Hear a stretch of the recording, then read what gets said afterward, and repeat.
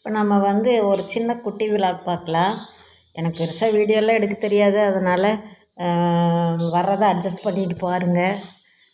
சரிங்களா? தப்பு இருந்தால் சொல்லுங்கள், நான் திருத்திக்கிறேன். நைட்டே வந்து உலர் திராட்சை, இந்த பாதாம், அப்புறம் பேரிச்சம்பழம் போட்டு ஊற வச்சுருந்தேன் ஜூஸ் பண்ணலான்னு. ஆனால் காலையில் டீ குடிக்கணும்னு தோணுனதுனால நான் டீ வச்சு குடிச்சிட்டேன். அதனால் இதை குடிக்கல. ஒரு 10-11 மணிக்கு மேலே குடிக்கலாம் அப்படின்னு சொல்லிட்டு வச்சுட்டேன்.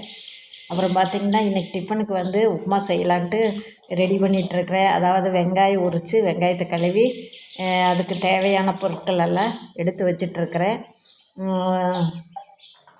அதாவது வெங்காயம், மிளகா, கருவேப்பிலை, இஞ்சி கொஞ்சம் தட்டணும், இதெல்லாம் செய்யணும் இல்லைங்களா? அதையெல்லாம் செஞ்சிட்ருக்கேன். இதெல்லாம் செஞ்சு முடிச்சுட்டு நம்ம ரவையை வந்து என்ன செய்யணுன்னா வடச்சட்டியில் போட்டு கொஞ்சமாக தேங்காய் எண்ணெய் ஊற்றி, நெய் ஊற்றி கூட சிலர் வறுக்கிறாங்க. ஆனால் நான் தேங்காய் எண்ணெய் ஊற்றி வறுத்துக்கிறேன். அது கட்டி தட்டாமல் இருக்கும்.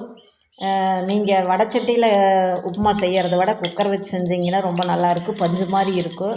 நான் எப்போவுமே குக்கர் வச்சு தான் செய்வேன். ஒரு 4 ஸ்பூன் எண்ணெய் ஊற்றி கடுகு, உளுந்தம்பருப்பு, கடலப்பருப்பு போட்டு கொஞ்சம் பொரிய விட்டு, அப்புறம் வெங்காயம், இஞ்சி, கருவேப்பிலை, பச்சை மிளகா வேணுன்னா போட்டுக்கலாம். பச்சை மிளகாய் இல்லைன்னா வரமிளகா கூட போட்டுக்கலாம். போட்டு இதெல்லாம் கொஞ்சம் வதக்கி விட்டுட்டு, நான் எப்போவுமே உப்புமா செய்யும்போது ஒரு தக்காளி சேர்த்துக்குவேன். ஏன்னா எனக்கு தக்காளி சேர்த்தா உப்புமா பிடிக்கும். வெள்ளையாங்க கூட நிறைய பேர் அதை கிளறாங்க. ஒரு தக்காளி சேர்த்து நல்லா வதக்கி விட்டுக்கலாம். அது நல்லா கொஞ்சம் நேரம் மூடி போட்டு மசிய வச்சுக்கலாம். தேவையான அளவு வந்து உப்பை சேர்த்துக்கலாம். இந்த நேரத்துலையே உப்பையும் சேர்த்திட்டு இது நல்லா வேக வச்சு நல்லா மசிஞ்ச பின்னாடி பார்த்திங்கன்னா மசிஞ்சிருச்சு. அது மசிஞ்ச பின்னாடி கொஞ்சம் இல்லை, நம்ம உப்புமா எவ்வளோ வேணுமோ அதுக்கு தகுந்த அளவுக்கு தண்ணி ஊற்றிக்கலாம். நான் வந்து எப்போவுமே அளவு வச்சு ஊற்ற மாட்டேன்.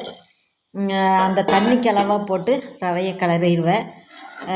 இப்போ தண்ணியெல்லாம் ஊற்றி வச்சு இப்போ நல்லா தொலாவி விட்டுட்டு உப்பு சரியாக்குதான்னு பார்த்துட்டு மூடி போட்டுருங்க. மூடி போட்டு கொதி வந்துடும். கொதி வந்த உடனே எடுத்து அந்த உப்புமாவை போட்டு கொஞ்சம் கொஞ்சமாக போட்டு கிளறிட்டே இருங்க, இல்லைன்னா சீக்கிரம் கெட்டியாயிரும். அப்புறம் அதை நீங்கள் கிளறி எடுத்துகிட்டு மறுபடியும் மூடி போட்டு ஒரு 10 நிமிஷம் சிம்மில் வச்சிட்டிங்கன்னா உப்புமா வந்து சூப்பராக இருக்கும். நீங்கள் வடச்சட்டியில் செய்கிறத விட குக்கரில் செஞ்சு பாருங்கள். செய்கிறவங்க செய்வாங்க, செய்யாதவங்க இருப்பாங்க இல்லையா? என்ற வீடியோ பார்க்குறவங்க யாருனாச்சும் அந்த மாதிரி செஞ்சிங்கன்னா செஞ்சுட்டு எப்படி இருக்குதுன்னு எனக்கு சொல்லுங்கள். இப்போ வந்து விசிலெல்லாம் போயிடுச்சு. சிம்மில் தான் வச்சுருந்தேன்.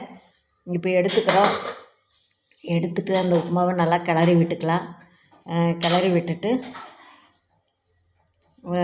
மல்லி இலை இருந்தால் கொஞ்சம் போட்டு அதையே அப்படியே நல்லா மூடி போட்டு எடுத்துக்கலாம். அவ்வளோதான் உப்புமா செய்கிறது.